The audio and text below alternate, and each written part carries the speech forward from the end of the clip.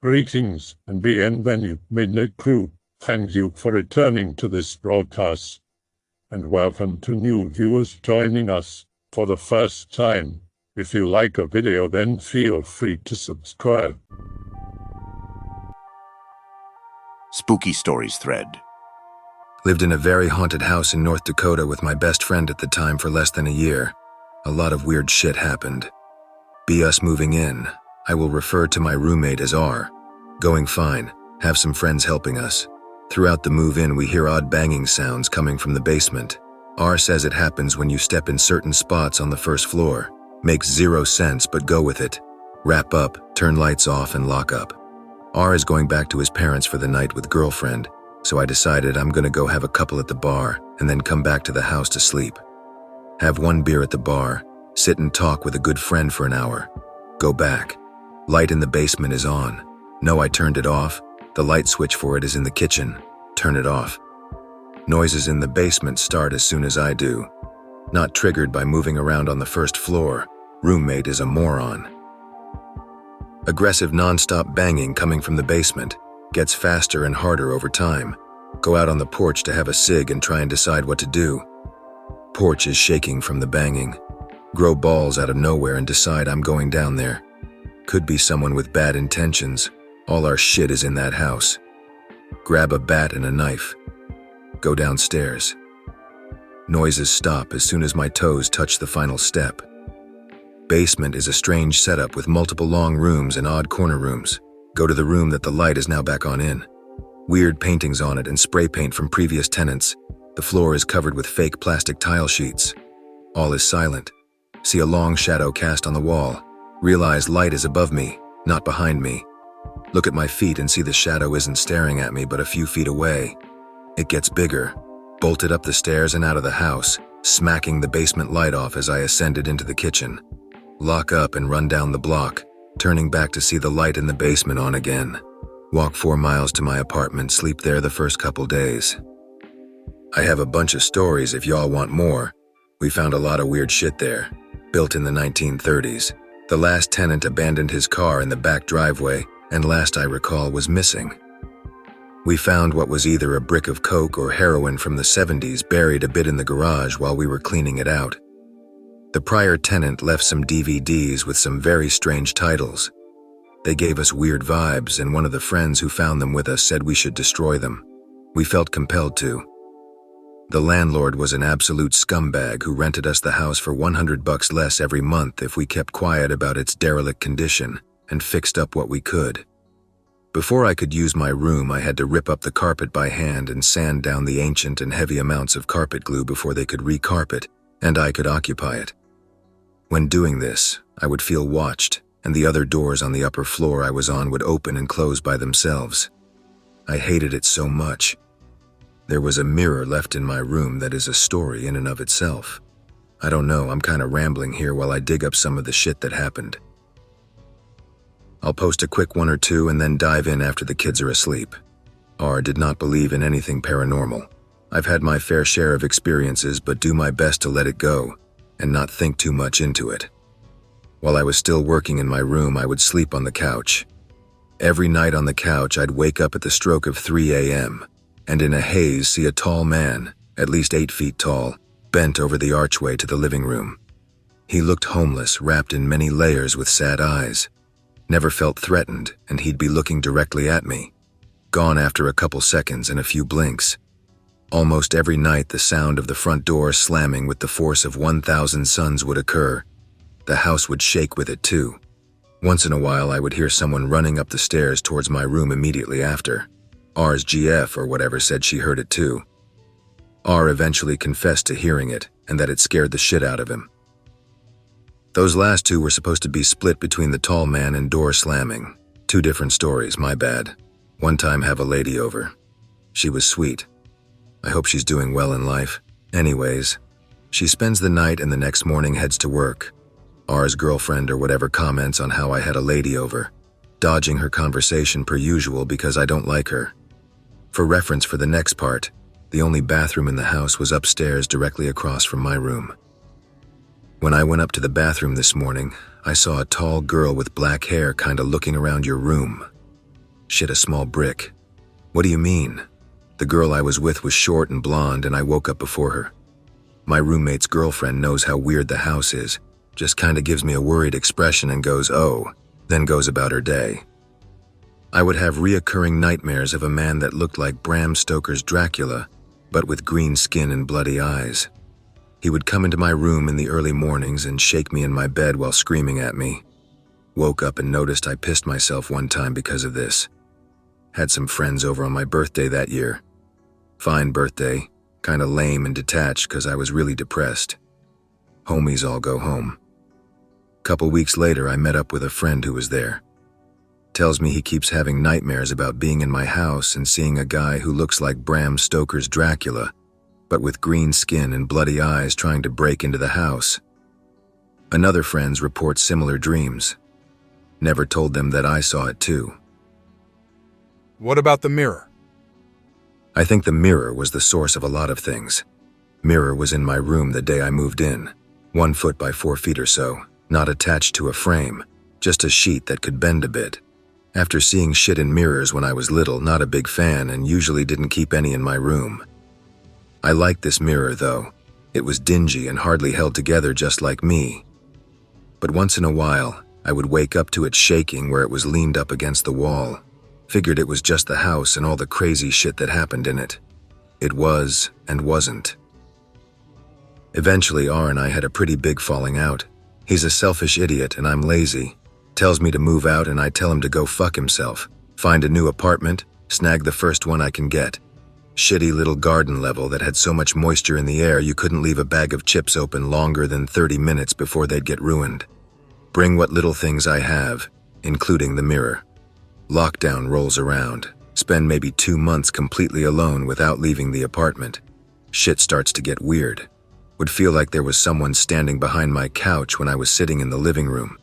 My cat's water bowl would be moved halfway down the kitchen from where it was, too heavy for her little baby body to move it. One time I was sitting in my bedroom and heard someone sigh loudly outside my door. My cat heard it too and tried to get the door open to see who was there. One night a lot of negative feelings mount and I feel that I am not alone. Absolutely terrified with every single hair standing on end. Feel a presence in the room, feel it coming from that mirror. Look into the mirror and feel what I can only describe as pure evil. Grab it, face it away from me and start marching it through my apartment complex and outside. Every single step I took, it felt like there was someone on my heels right behind me. Pointed the mirror away from me as I approached the door, and Olympian tossed that thing into the dumpster as hard as I could. It didn't break. It just bounced up and down and turned back to face me. Threw a rock at it and it didn't break. Returned to my apartment and the feeling was gone and never returned after that night. I still refuse to have a mirror in my room. R, a skeptic who often made fun of me when I told him my experiences in the house, once confessed to me over a cigarette that he owed me an apology. I asked why. He says sorry for making fun of me when I said I saw weird shit. Ask him what he saw. Upper half of a woman floating through our floor. She looked confused at first, then distressed. Then she looked over at me and then she was gone. Have a memory of seeing a fairy as a kid. 10 years old, religious household, the born-again Christian type. Church every Sunday. 1 week we have visitors. It's a family from Ireland, the relatives of some lady who went to our church. They have a boy about my age. After church, he and I are playing, and I show him this alleyway between the church and this big chain-link fence. Think I'm big shit because I know this cool spot away from the adults. Anyway, we're about to leave the alleyway when I notice something moving along the fence. By the way, this fence was totally overgrown with ivy and shit, so it had bugs and lizards on it all the time. I looked closer and saw it wasn't a lizard, but something that looked like a little person covered in leaves. I instantly think, oh, that looks like a fairy, and I tell the kid. He says he sees them sometimes too, and we just watched this little thing on the fence for a second before leaving. Didn't even register as weird at the time. I just thought, oh, it must have shown up because there's an Irish kid here. Normally a lurker, but here's some OC. My friend invited me out for beers last night. He's paying, so I'm game. He drives us out to this shitty part of town. Pulls up to a dinky little country bar. Pick related. The place is empty. Only person besides me and my friend is the bartender.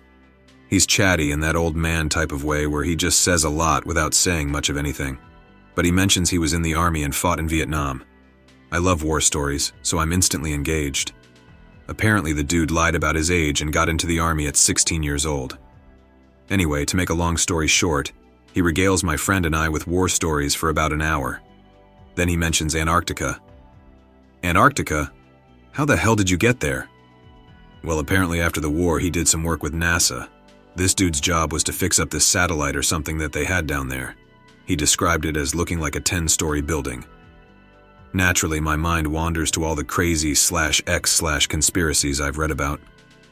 Decide to ask the dude if he ever saw anything strange down there. He says, I didn't, but I know plenty of people who did.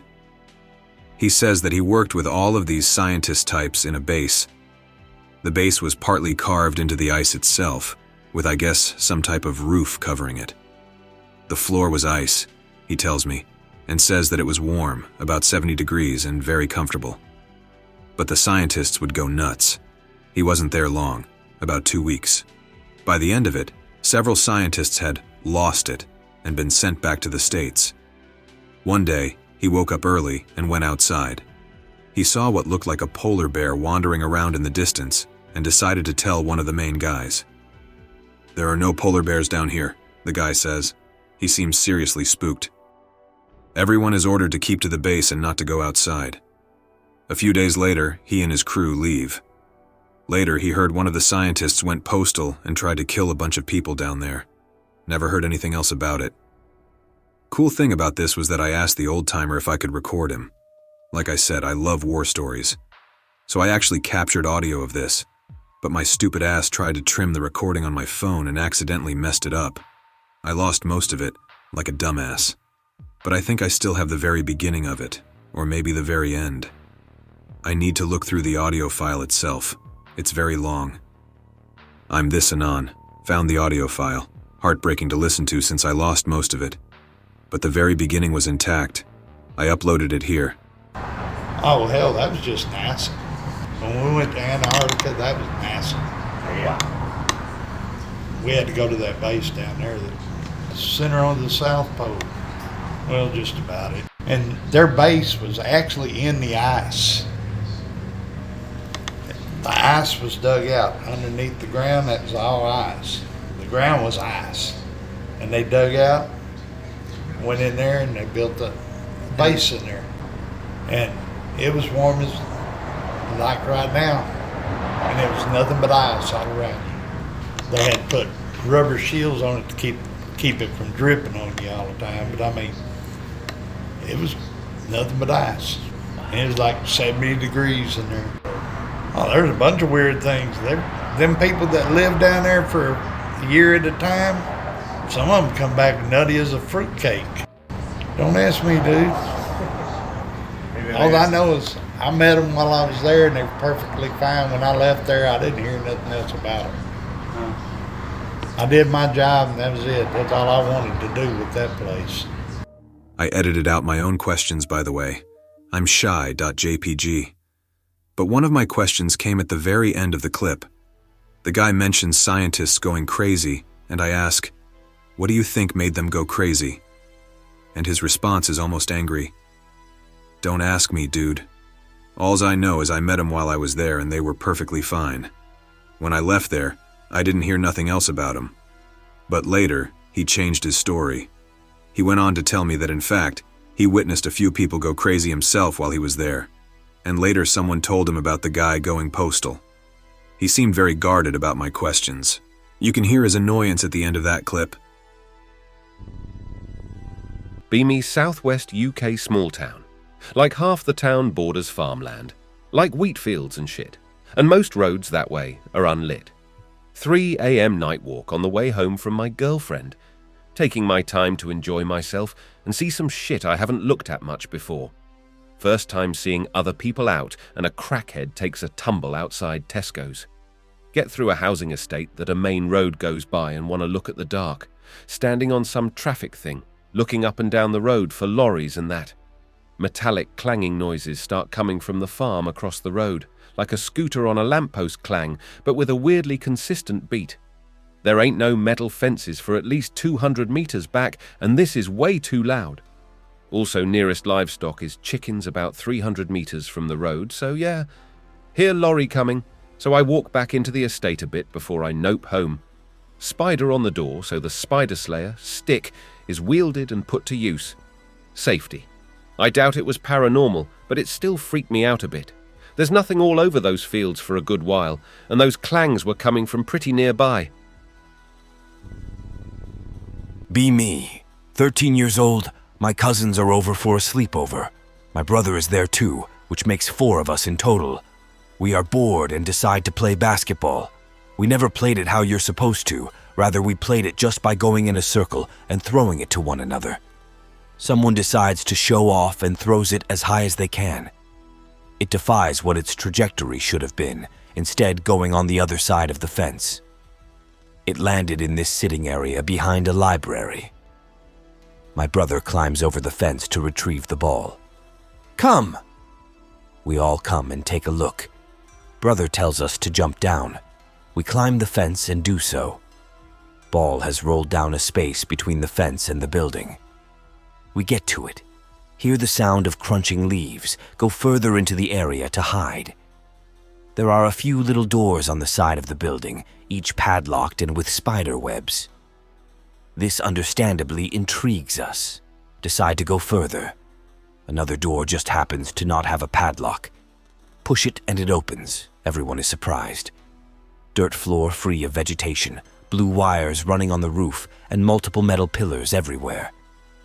Immediate area is lightened up. The rest fades into darkness. Go in. Notice a spray can and some nails. Explore a bit. We're all crouched down. Decide to get a flashlight so we can explore more of it. Everyone leaves, runs out of the area, then goes on the road and into the house since from there the fence was too high. Put basketball away and get a flashlight. We jumped over the fence again. Back in we go now with a flashlight on. The wires dangle down pretty low, so we needed to crouch even more. We go into one corner, find a coin and some things stored such as beanbags. We went to the next corner, which had some graffiti on it. As we walk back out, someone spots something. Cousin who's holding the flashlight shines it there. We see the dead body of a fox. The fox didn't die recently. There is no fur left, and we can see the skeleton, though it is covered in skin. My brother swears it's a dog. I don't believe him because a fox was frequently sighted in the area around when I was 11. Still, my cousins agree it's a dog. It begins to feel eerie. My gut feeling tells me to leave. I guess everyone else got this feeling because we all ran out without saying anything to each other. A bit wussy, I know. Go back home and don't say anything to my parents. Not too scary, but still an interesting memory. Not really Greentext worthy. I don't even know what it was. I think I'm more curious if anyone has experienced it before or knows what it's called. It was just weird. Walking the dog with a friend one night. We always walked the same route. Past the basketball courts, reach this meme building, and then turn back around the way we came. Do that this night.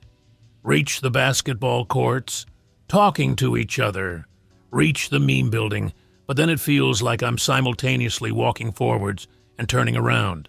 Then I'm just standing there, sort of like an out-of-body experience, but not really at the same time.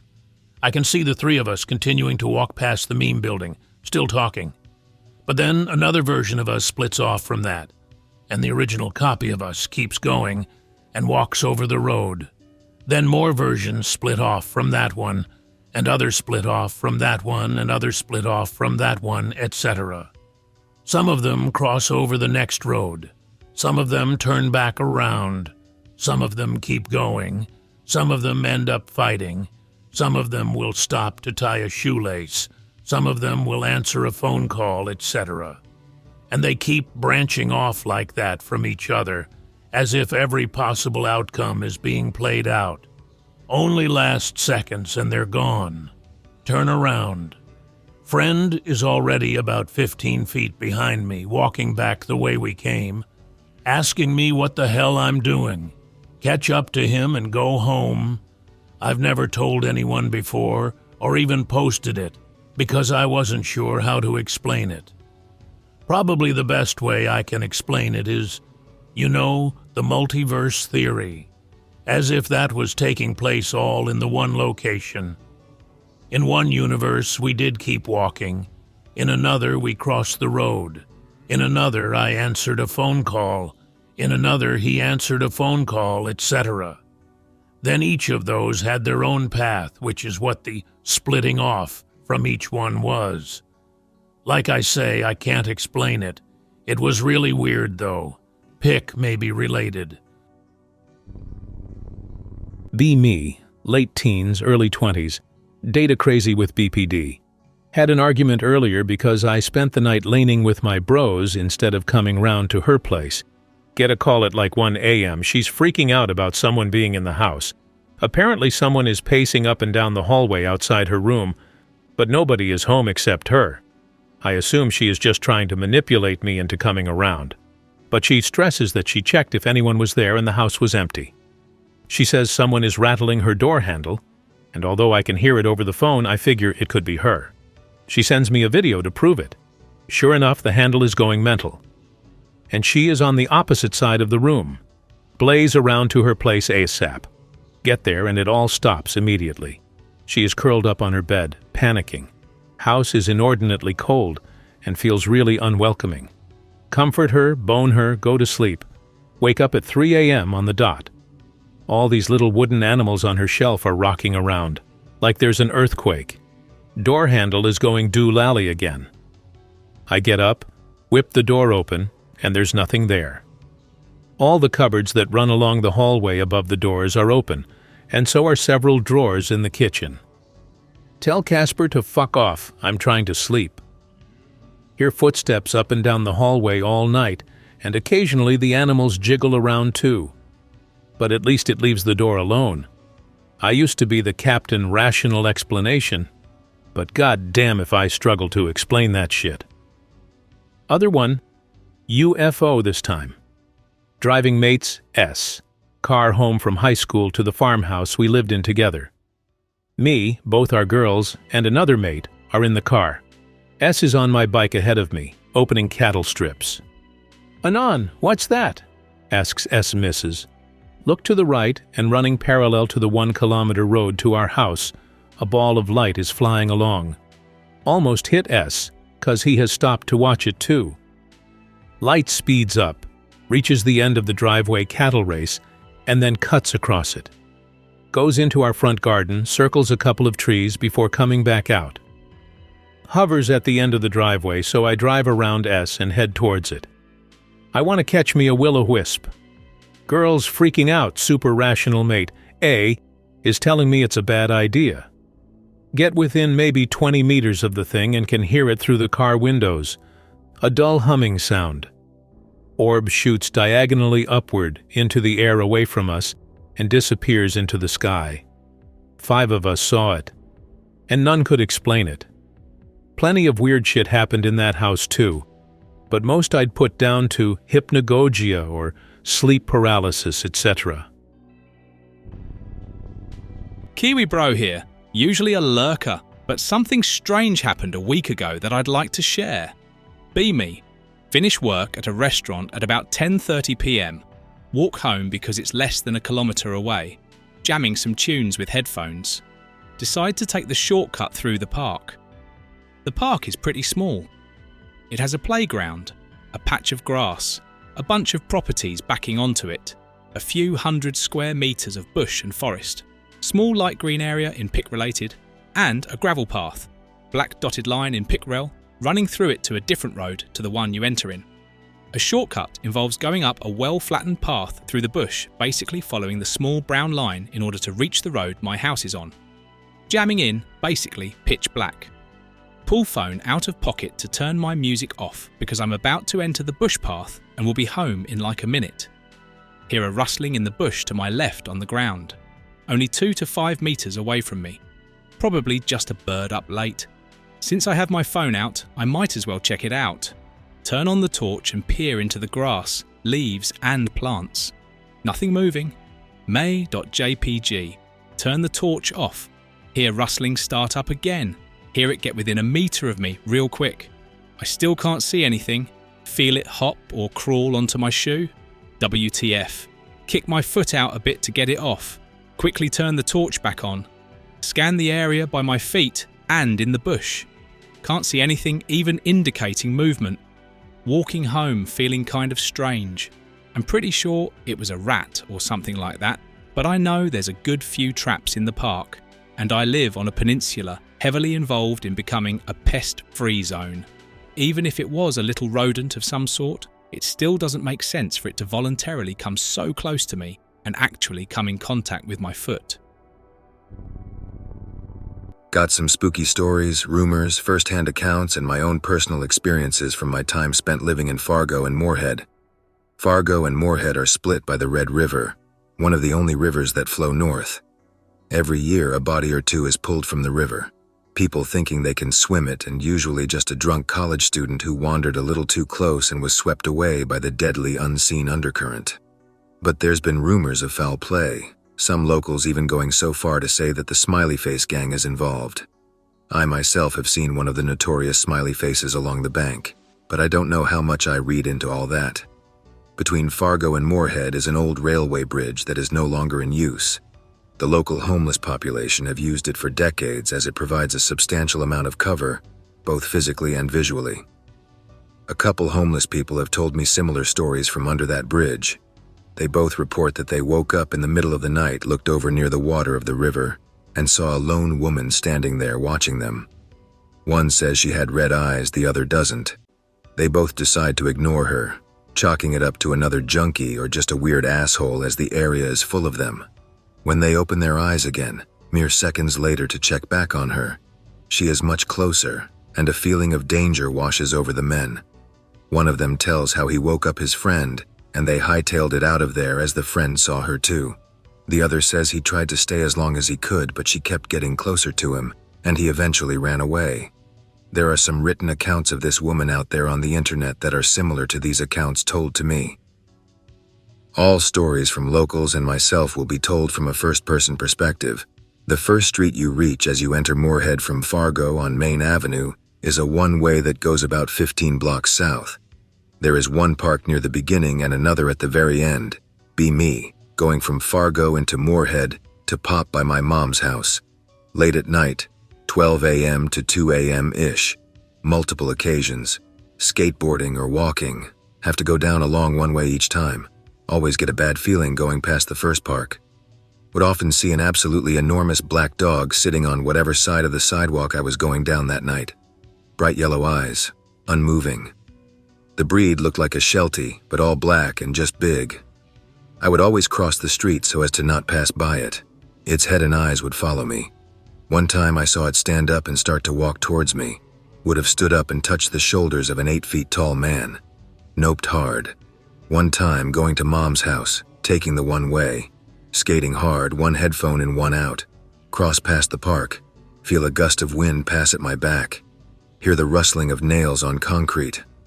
Look behind me to see the black dog sprinting across the street. I swore I felt it graze my back. It tried to dash it, but I was a foot ahead. Never skated so hard in my life. The Ivers Building is an old crematorium-turned-apartment complex in the heart of downtown Fargo. One of the larger buildings on the skyscape, it is covered in a mossy overgrowth that stretches from the earth to the top of the building. The inside is very dated, looking like a hotel that had shrunken over the years with tight corridors and looming hallways. The elevator often fails and gets stuck. When this occurs, occupants will tell of the feeling of someone else boarding the elevator, its weight even shifting as if someone new boarded. Those who take the stairs to avoid the faulty elevator often report that they can feel someone behind them, just out of sight. Those who begin to run will hear the heavy fall of boots chasing behind them, stopping only when they get off on one of the floors. The basement of the Ivers, the crematorium-turned-laundry room, is a hotbed of activity. People report laundry machines turning off and on by themselves, laundry being moved around, whispers and cold spots as well as being touched or even pushed, be hanging with friend at a friend's apartment in the Ivers, getting shitty and drunk, Dare the big man of the group to go down into the basement and turn the lights off for 2 minutes. He seems wary, but obviously doesn't want to be a wuss. Goes down. Friends follow to have cigarettes outside and then go to the basement for shits and giggles. 10 minutes pass. Big friend is still down there. They all go down. Lights are still off. Flick lights on. Friend is huddled in a ball in the corner. Tears streaming down his face, absolutely unconsolable. Stops hanging out with friends. We'll never say what happens. One friend says he got it out of him. Says big friend turned the lights off. Heard someone walk up to him and whisper in his ear. Told him how he was going to die. Don't know if I believe that, but I saw him when we found him. Never seen a man so scared in my life. For context, I grew up in the Cleveland, Ohio area. When I was 11, my parents signed me up for the Young Marines program. Basically, imagine Boy Scouts, but instead of birdwatching and other dumb shit, we were taught things like how to shoot guns. If you were 13 and your parents let you. First aid, radio operation, hardcore physical training, etc. In 2012, I did the summer camp program, which had us go out to the middle of nowhere Boy Scouts campgrounds. I have a lot of stories from there, most of them funny, but one of them still freaks me out a bit to this day. Be me. Be 1 or 2 a.m. Be woken up for fire watch duty, along with one other young Marine. We basically had to walk around and make sure no raccoons stole any food, and that everyone was where they were supposed to be. Walking around listening to the noises of the woods. Everything goes quiet. Stereotypical, I know. Other kid on fire watch looks over at me. Walk over to him. We both looked around a bit confused. Both of us see a large, triangular-shaped craft with lights on each tip of the triangle, silently hovering right above the tree line, slowly moving north at about 5 to 10 miles per hour. Probably not that, but really slow. Gets to a certain point in the woods a ways away from camp and just shoots straight up, still not making a sound. Both of us look back at each other. He asks me, should we report this? Supposed to report anything that happens to our staff sergeant. Again, usually it's just if you see a raccoon. I say no because I was one of the resident pranksters and I knew that he wouldn't believe me or him just because I was on fire watch. TLDR, me and another kid saw aliens in the middle of the woods in Ohio. Be kid at camp. Having a rock throwing contest with other boys from the camp by a creek. Somebody from the camp tells us they need us to come back to the camp. Boys leave. I stay to finish throwing my rocks. Alone. Watch rock fly to the target across the creek.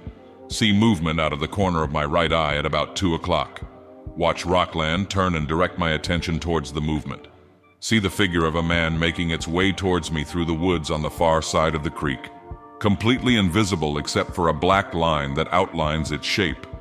First thing I think of is that it's a visual mistake and pareidolia. Realize it's real and not imagination as it takes a final large step into the clearing on the far side of the creek. It looks up and starts to take a step towards me when it notices I'm watching it. It stops and freezes in place, looking at me from across the creek, maybe 30 feet away. Throw a rock at it, hoping that it will turn into a tree or disappear as part of imagination or something. Rock flies right through the dark lines of the torso and lands on ground behind it. The figure does not move, does not react, just stands there looking at me. Panic kicks in. Turn and run up the trail back to camp. Never mention it to anyone. Never saw anything like that before or since. I hope that you enjoyed tonight's broadcast. If you enjoyed tonight's story, then please subscribe to the channel as more Greentext will appear daily. A new broadcast will appear when the clock strikes midnight Central Time.